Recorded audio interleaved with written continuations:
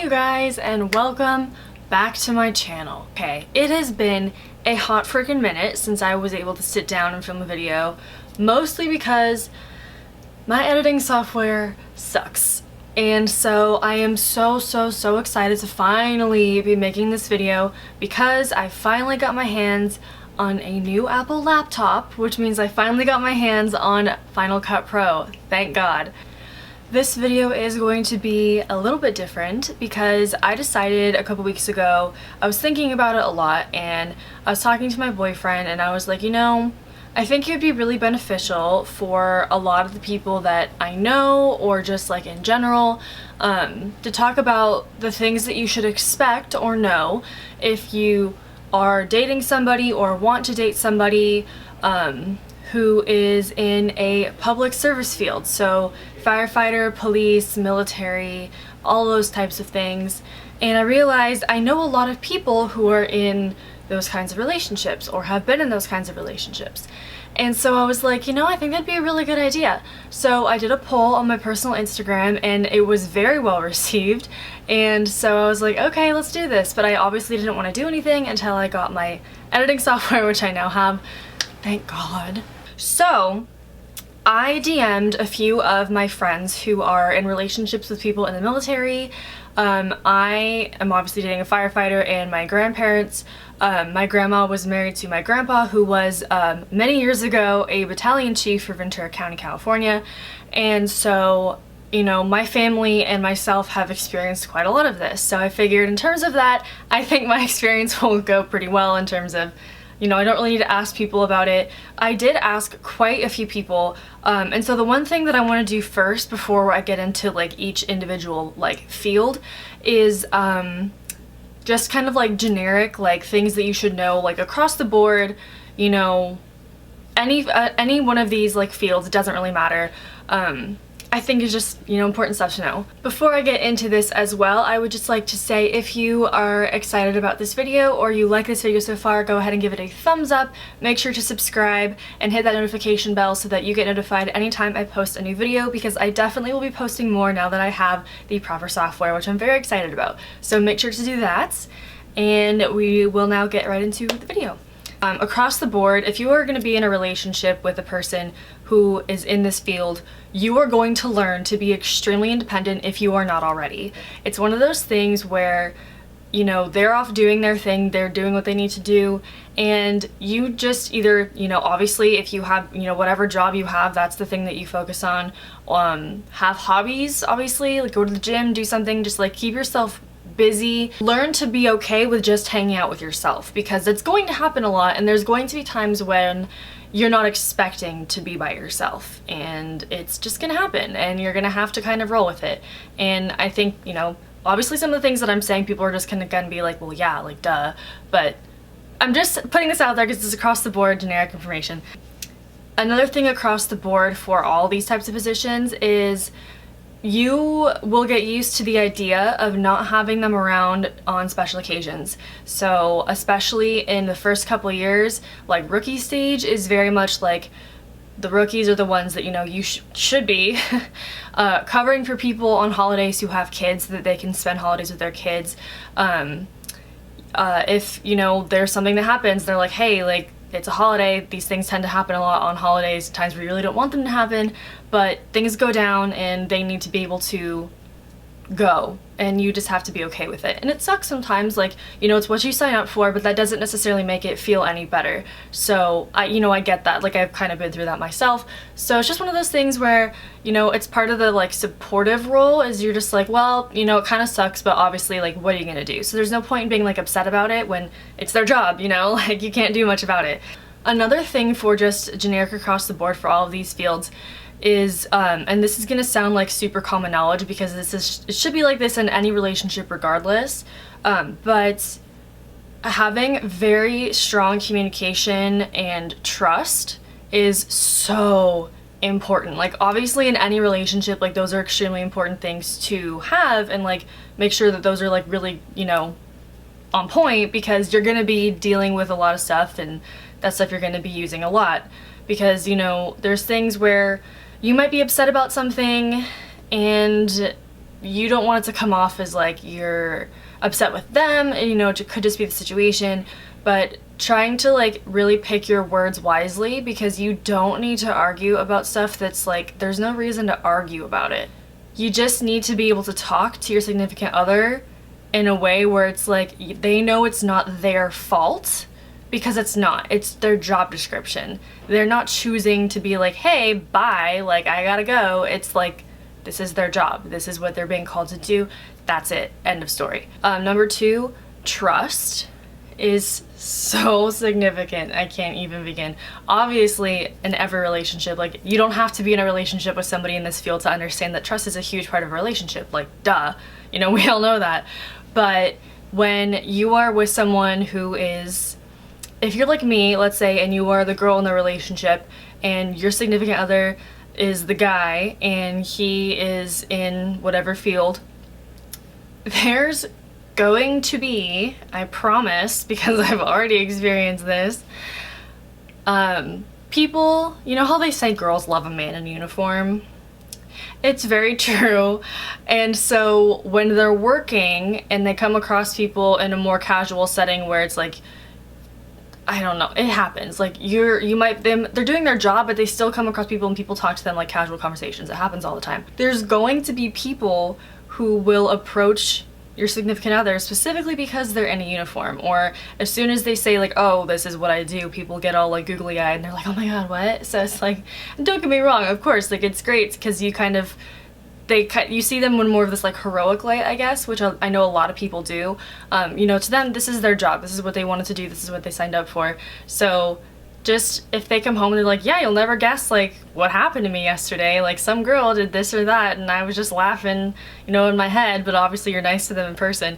There's one of those things where it's like, you don't really get jealous of it because you're just like, yeah, like that's my boo, like that's my man. But it's just like, it happens. Like, it's not something that needs to be made like a big deal. Just make sure that you have a very solid foundation and that you trust your partner, because like, I joke with my boyfriend all the time, literally, like, you know, he'll be texting somebody, I'm like, oh, who are you texting? Is like, is that your side chick? And you know, it's like, it's a joke. Like, I know he's not doing anything. Like, if you're at a level of trust where it's like, you know in your head, like, there's zero chance, like, that's the best, because especially when they go out into this field, it's like, you know, it strokes their ego a little bit, obviously, as it would anybody, but it's not something that's gonna like, you know, really significantly affect you. So like, just keep that in mind, that like, it's gonna happen, you don't need to worry about it. Okay, so now moving on to the like kind of specifics of each little section. So I'm going to start off by telling you guys just my personal experience of how me and my boyfriend have kind of dealt with him being a firefighter, and me, you know, just kind of being the supportive person and understanding all the things that go with this. So, when I started dating my boyfriend, I knew that he wanted to be a firefighter. He was already doing a lot of things to kind of prepare for being on a department, but, you know, the process of getting to that point is very long, it's very tedious.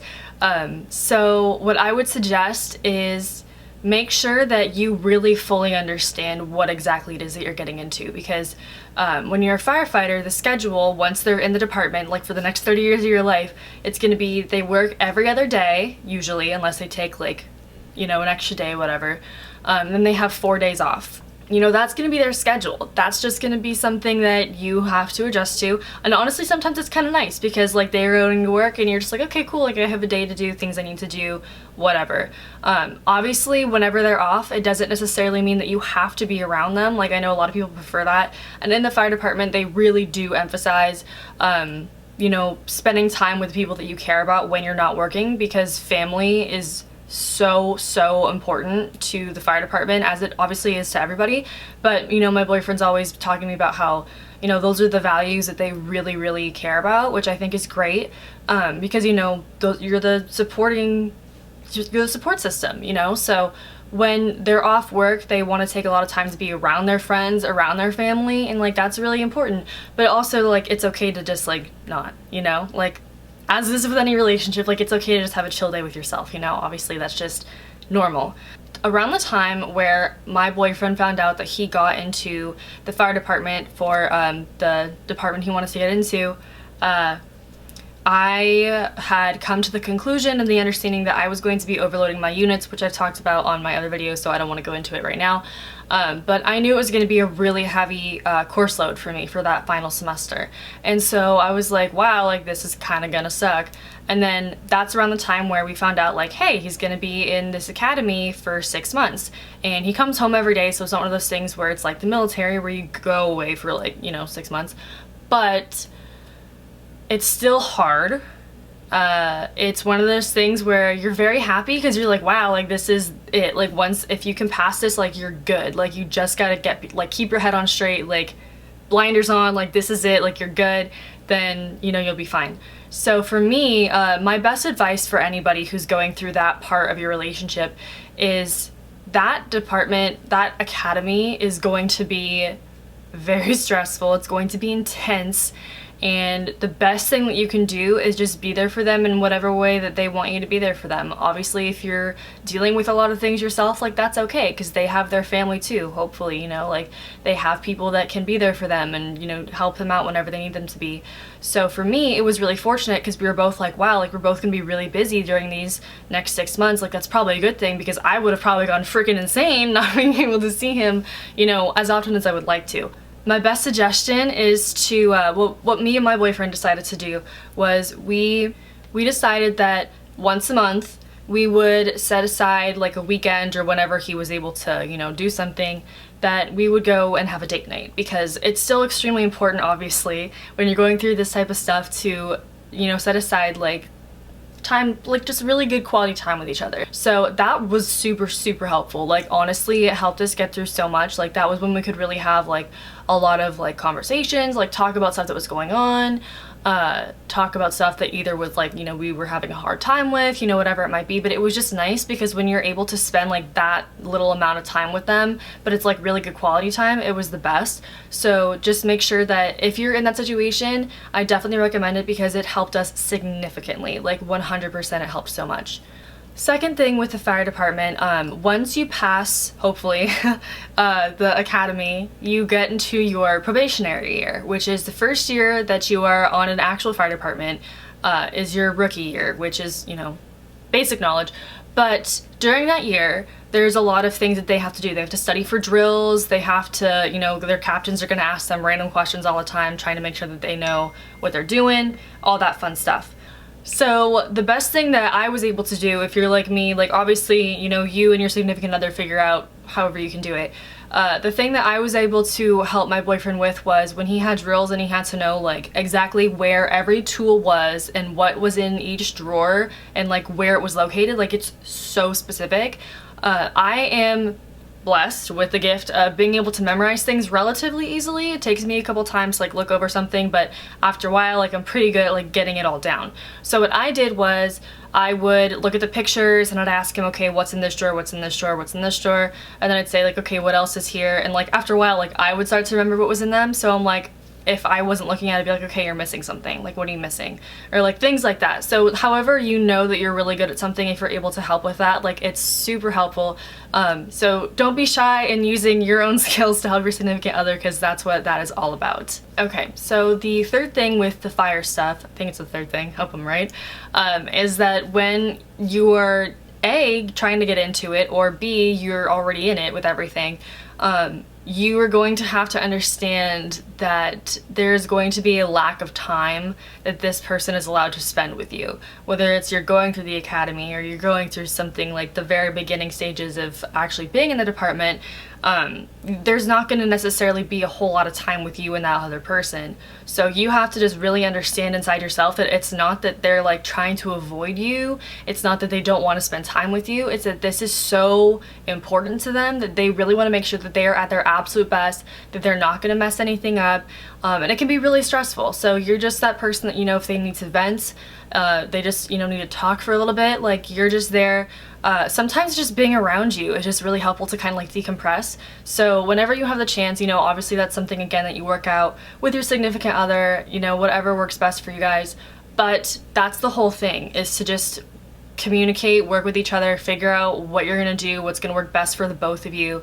Like that's what the whole thing is about. Something that I would say when, like kind of on both sides, but also I I guess you could kind of say would lean more towards the person in the fire department. So this would be the part of the video that you could show your significant other if you think that this is something that they should know, which they probably already know. But one of the things that my boyfriend had mentioned to me when I asked him, because I was like, hey, like, what's some of your input, like, for this video? Because I think, obviously, I want to get some of your input, too, because this is, you know, he's kind of he didn't give me the idea, but, like, it kind of progressed.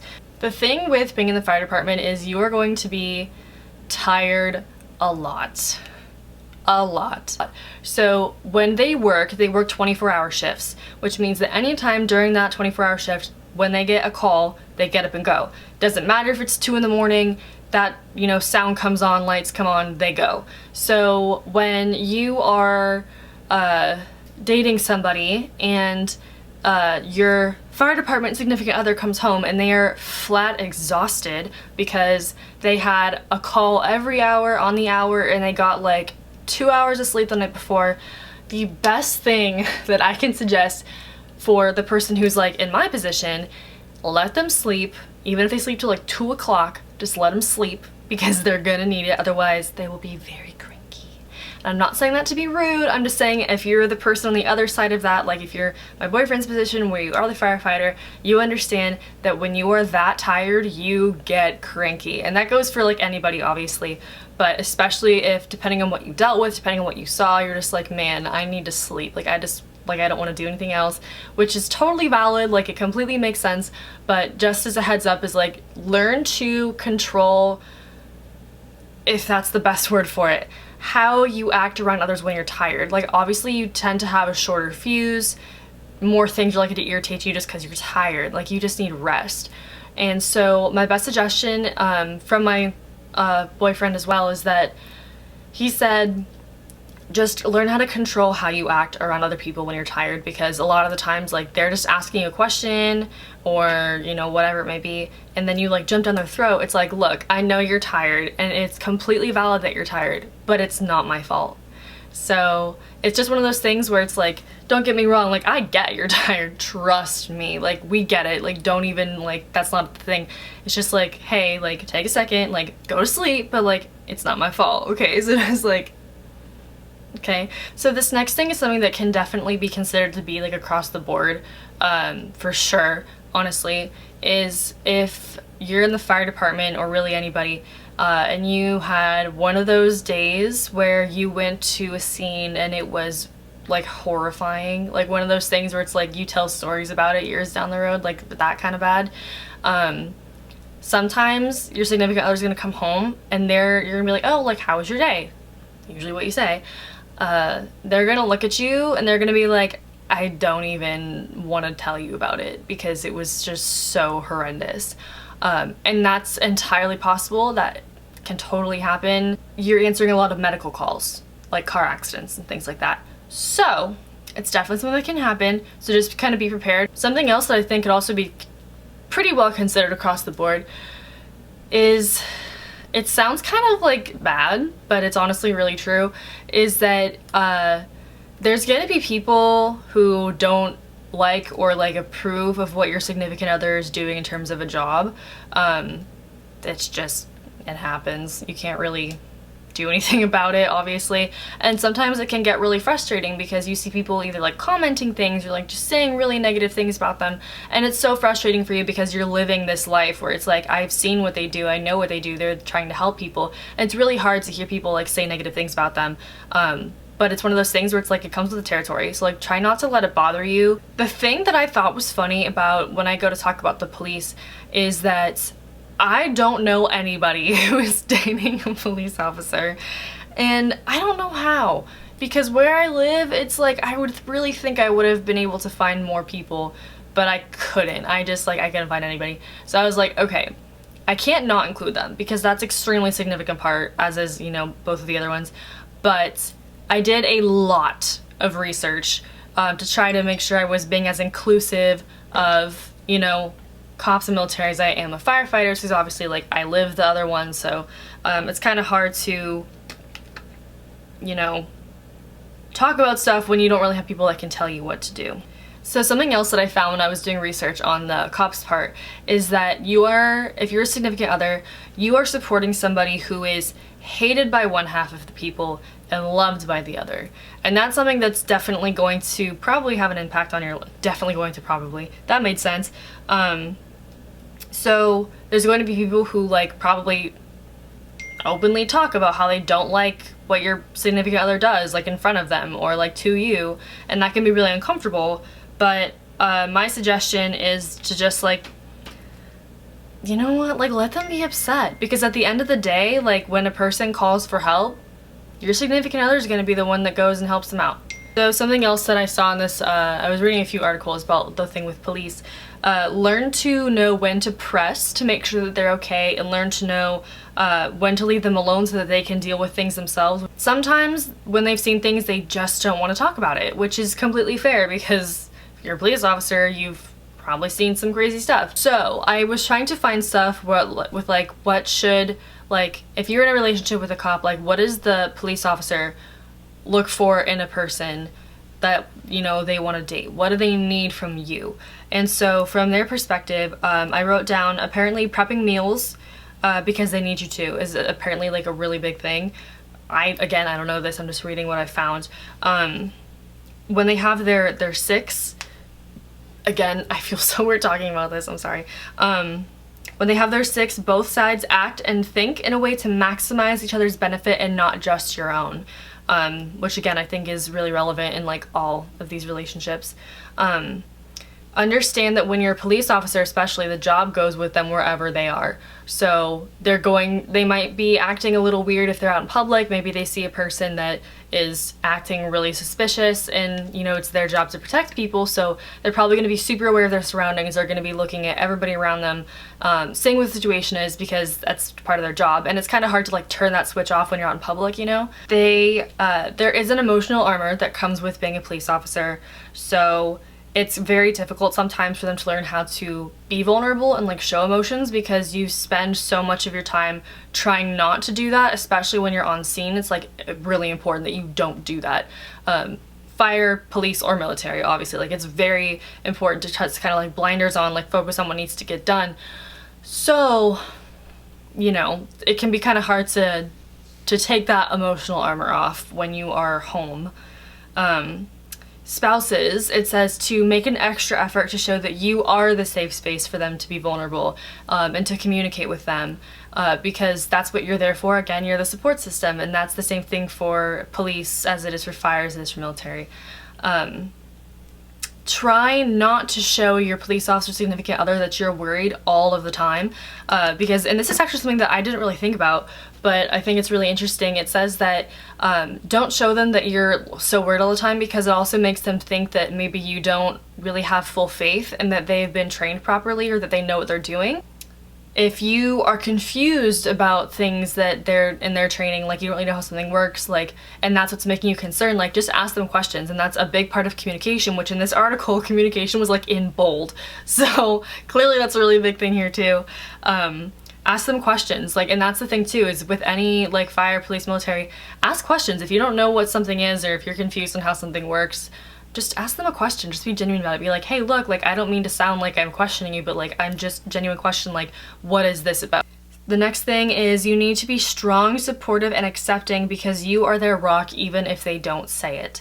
And I feel like with police officers, there's kind of like this quiet, like implied knowledge that like you are the person that holds them down. Like you are the person that like keeps them going, and that they know like this is the safe place.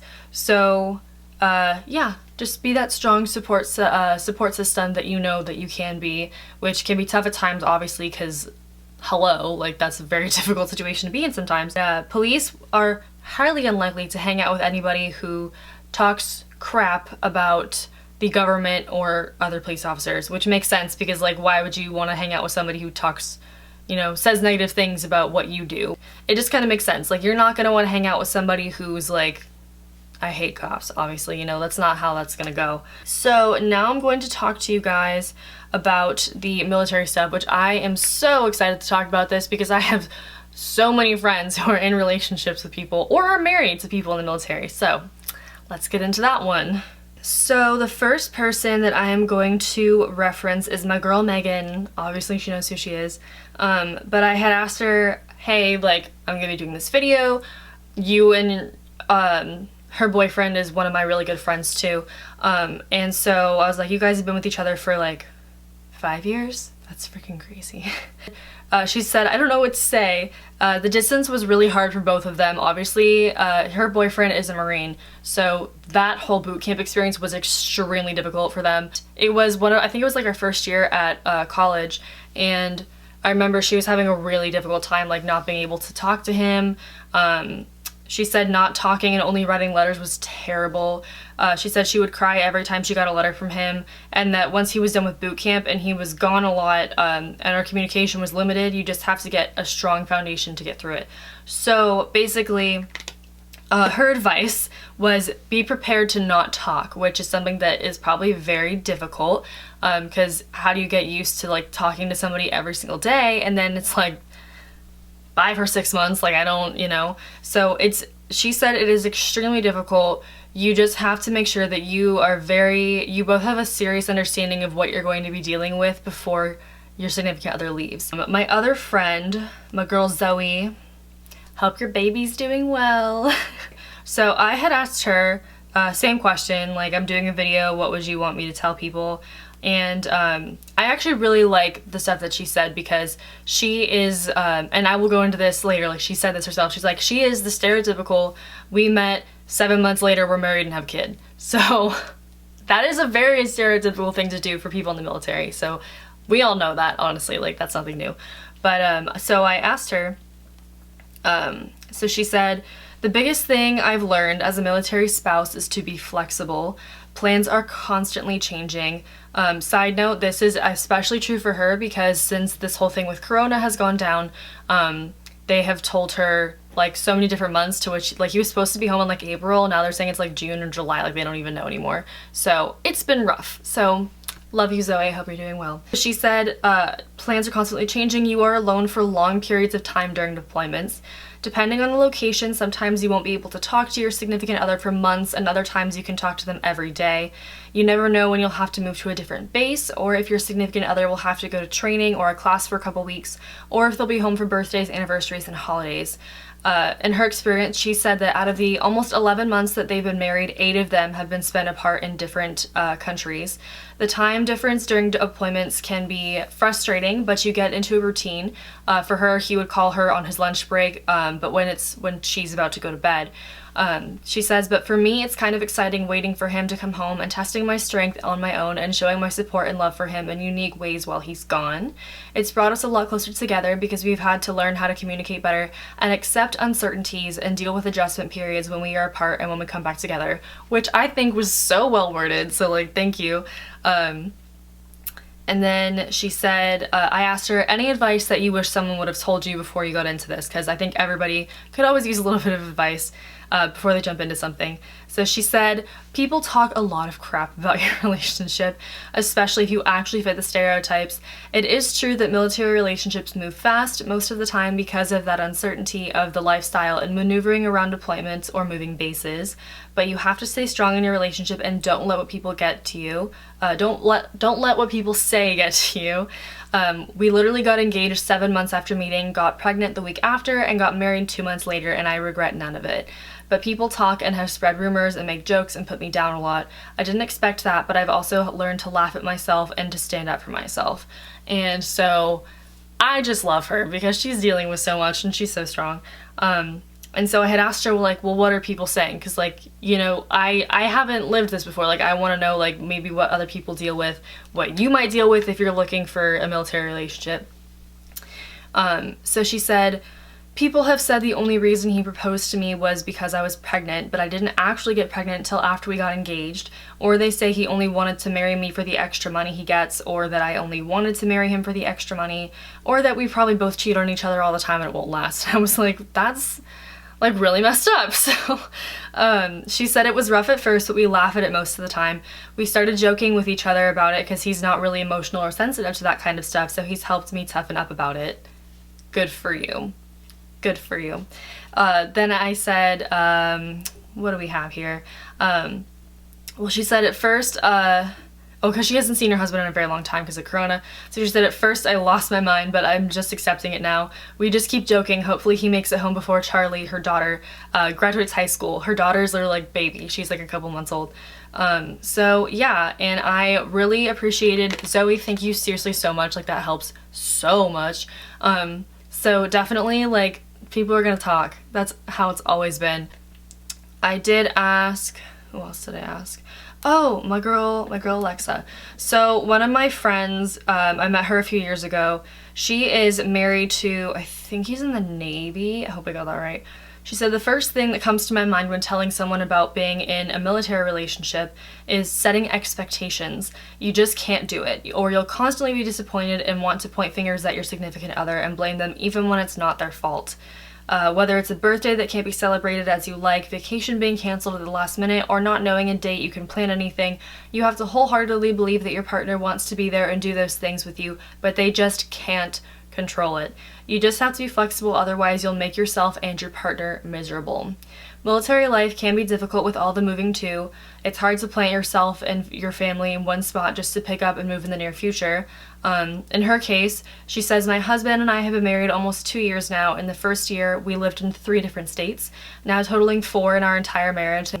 I really feel like home is where he is and not a place. However, there are some places I'd rather be.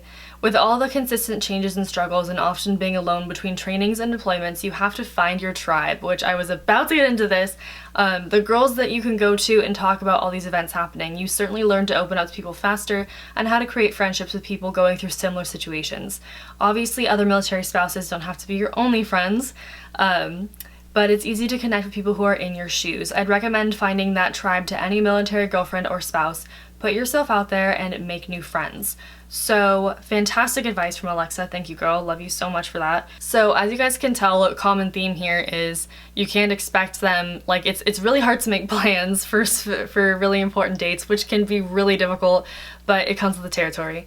So, another thing that I really was about to get into is that when you are dating any of these kinds of people, firefighter, police, military, what have you, finding people who are also like firefighter spouse, military spouse, cop spouse. I keep saying cop, I feel strange saying that. Police spouse. You know, it's just one of those things where it's so helpful to be around people who understand what you're dealing with. It is so nice. Bottom line, the one thing that I would suggest to all of you, no matter if you're dating somebody who wants to be a police officer, who wants to be a Marine or Navy, whatever, or wants to be a firefighter, you are so much more, like, important than I think you might realize. You are so important to the support system, you have no idea. So just be really supportive, communicate, please communicate. And make sure that you trust each other wholeheartedly, because if trust is not there, I don't know what to tell you. There's not much else after that. But also in the comments, let's make sure to keep things positive. We are all about positivity here, especially with everything going on in the world. We can always use more of that. So if anything in the comments is negative, it will be deleted. Just saying that now. But yeah, so I hope that this was helpful to any of you who are dating somebody in that field or want to date somebody in that field, anything like that. If it was helpful, make sure to give this a thumbs up and to share this video with your significant other or your friends or whoever you know that might be dealing with the same stuff. I hope you guys enjoyed this video. If you would like to keep up with all my makeup stuff that I usually post about, today was a little bit different, my YouTube and Instagram is at ash_slay_MUA. So go ahead and give me a follow. I hope you guys are all staying safe and healthy during this time. I know it can be very stressful for us. I know things are a lot different than they used to be, but I hope everybody is staying positive and healthy and all that jazz. Thank you guys so much for watching. Bye.